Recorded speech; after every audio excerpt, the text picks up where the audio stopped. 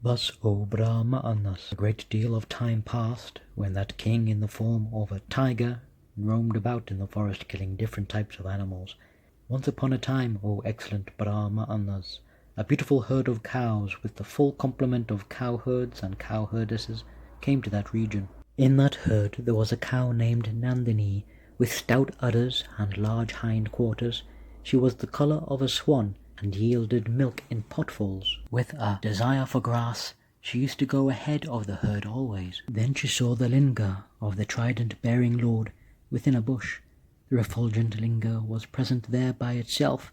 It had the lustre resembling that of 12 suns. It was extremely delightful to the mind. She stood above it, and shed a great deal of milk for bathing it. She was endowed with great faith, O Brahmanas. No one in the forest, with many trees growing all around, was aware of the fact that the cow had always been bathing the linga thus. On a certain day, a huge tiger of sharp fangs came to that spot. He instilled fear in all the creatures. That cow Nandinī came there and fell within the range of the tiger's sight by chance. Then she remembered her small calf that was tied in the cow pen. As she remembered that the calf could not eat grass and could be sustained only through milk, she lamented piteously. Alas, I have come here alone to this forest devoid of people, leaving my infant calf kept tied up in the cow pen by the cowherds. May there be my reunion with my calf by the power of that truth that I have come here to bathe Shiva. While that cow Nandinī was lamenting thus piteously, the tiger smiled derisively and spoke in harsh words. Why do you lament in vain, O splendid cow? You have come within my grip, so you better remember your favourite lord for the sake of heaven. O tiger, it is not for my sake that I lament and feel miserable. My death is surely auspicious in view of the adoration for Shiva. My calf is being kept tied in the cow pen. It is eagerly awaiting for my arrival. Its sole sustenance is my nook. How can it live without me? For this reason, O tiger, that I lament and feel very miserable, and not for the sake of my own life, I pledge myself truthfully. Hence, O great tiger, leave me immediately, as I am fond of my calf. I shall entrust it to a companion of mine and return to you. How that after falling into the jaws of death and escaping somehow, you will come back again? So I'm going to devour you. O tiger, listen to my solemn oaths, uttered by myself, whereby I undertake to come back to you again, and then do what is proper. If I do not come back again, let me incur that sin which is incurred on murdering a Brahmana or by deceiving parents.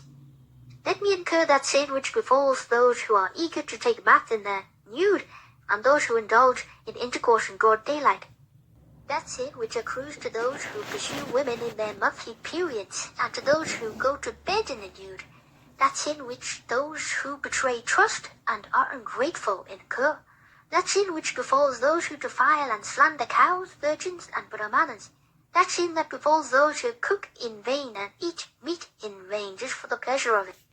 That sin which befalls those who violate holy vows and those who carnally approach their wives on the prohibited days of the menstrual cycle. That sin of backbiters and tale-bearers, as well as manufacturers of weapons. On hearing those solemn oaths, the tiger became surprised, considering that it was the truth. He said to Nandinī, fond of her calf, If it is so, go home and meet your calf. Entrust it with your companions and return soon. On hearing these words of the tiger, Nandinī, of excellent conduct, went homewards where her calf was tied. The calf was surprised on seeing his mother come back before the usual time in a frightened state of mind, and lowing, he said, Why have you come back before the time? Why are you upset and bewildered? Why is your face drenched and full of tears? Oh dear mother, speak out quickly. If you want to ask me anything, first you suck the udders. If you are fully satisfied after sucking the milk, I shall tell you everything. At her instance, her calf sucked up as much milk as he was wont to do. Then the mother sniffed at his head. The calf thereupon said immediately, Tell all the news of the forest now. On hearing it, oh dear mother, straight from you, I shall have some relief. Son, I went to the great forest today as I was roaming about as I pleased. I was held up by a tiger. When that wild animal with claws as his weapons was bent upon devouring me, I requested him on oath, I shall come back after meeting my calf in the cow pen. I was allowed to come away after many solemn oaths had been taken. I shall go there again. I have met you and talked to you. I shall go there where you are proceeding to. My death in front of my mother could be worthy of praise now. If I am deserted by you, I am sure to die in a short while, being left alone and denied the sucking of milk. Mother, if the tiger kills me too along with you, I am sure to attain the goal of those devoted to their mothers, or, spent mother, let those solemn oaths taken before him by you be held in abeyance for me. Do remain here in the cowherd's colony.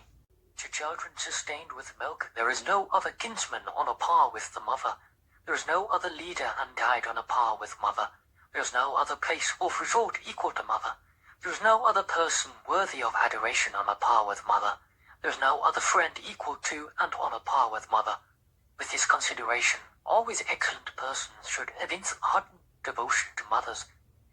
Those sons who follow the highest righteous rule ordained by Prajapati attain the greatest goal. Hence I shall go there.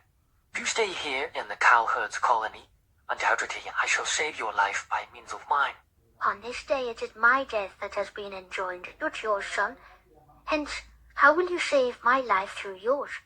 Dear son, this is the ultimate and excellent message conveyed to you, which you will assiduously carry out in pursuance of my direction. While roaming about in the forest, dear son, do not commit any mistake, both here and in the other world. Ruin is bound to occur through greediness. A person deluded by greed enter ocean, great forest, and battlefield. Here there is nothing which men do not undertake due to greed. A person is doomed due to three things: covetousness, inadvertence, and trust. Hence one should not covet, be inadvertent, or trust blindly. When you roam about in a deep forest with all efforts, dear son, your own self should be guarded by you always from the beasts of prey. You should not stray away from the herd anywhere, dear son. Should the grass, fodder, etc. be in a risky place, you must not go there alone. That Nandinī addressed her calf and licked him repeatedly. She was overwhelmed with great grief, and her eyes were dimmed with tears. Then, O excellent Brahmanas, in that very state of excitement and afflicted utterly by grief for her son, she went to meet with all her companions.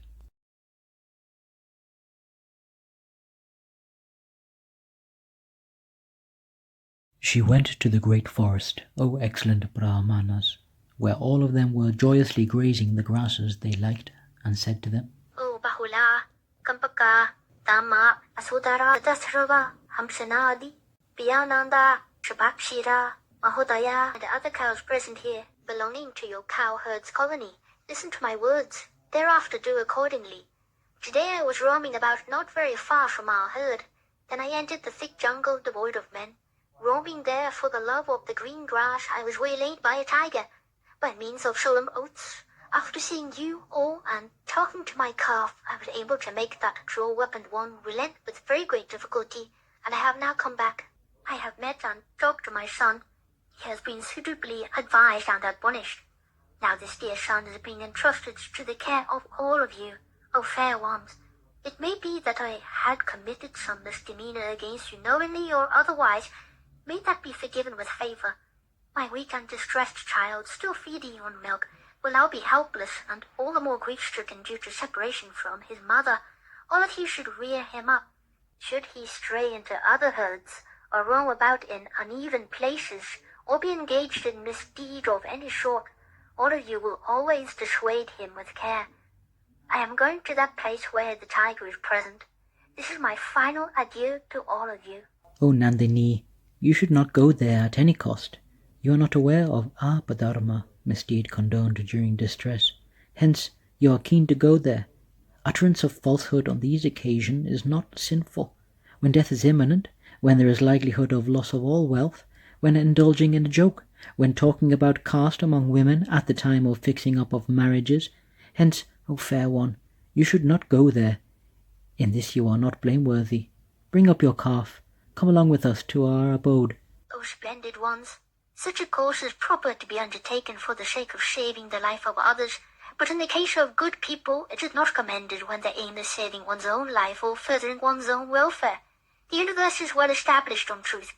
Piety is well established on truth. The ocean does not transgress the limit on account of the truthful statement. Bali handed over the earth to Vishnu and took refuge in netherworld. The king of the Daityas did not back out after making his promise. If anyone promises anything but does not carry it out as promised, he becomes a thief of irresolute character. Has he not then committed a great sin? O Nandinī, you are worthy of being bowed down to by all the Suras and Asuras, for you have decided to give up your life for the preservation of truth. Life is not ordinarily given up easily. What else shall we say, O auspicious one? To you already engaged in expounding pious themes, equipped with all good qualities, and always abiding by truth? O highly esteemed one, do proceed ahead. Do not be worried for your child. What we have been told by you we shall carry out. This we know fully well, that a task undertaken by truthful men never goes to waste. After addressing all the companions, thus Nandinī started towards the tiger. She continued to be afflicted with the grief for her son. Giving up the hope of seeing her son again, she was extremely distressed by the fire of grief.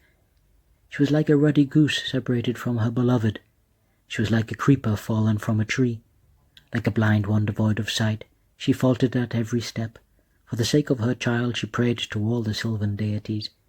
May all the sylvan deities guard my infant calf, whether he is asleep or in the act of roaming. May they do so at my instance. Lamenting thus mentally, she reached the place where the terrible tiger with sharp fangs was waiting for her. He was roaring like thunder, with the throat parched due to hunger. He was displaying his fury and arrogance, licking the corners of the mouth. O great tiger, here I am. Abiding by my true and solemn oath, I have came back. Now you can gratify yourself with my flesh.